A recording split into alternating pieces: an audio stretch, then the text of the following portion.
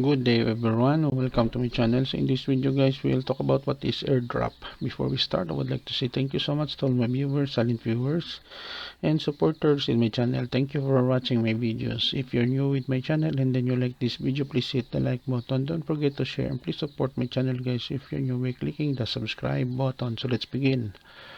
What is AirDrop? A wireless method of transferring files locally. With AirDrop, you can wirelessly send photos, videos, documents, and more to other nearby devices and Mac computers.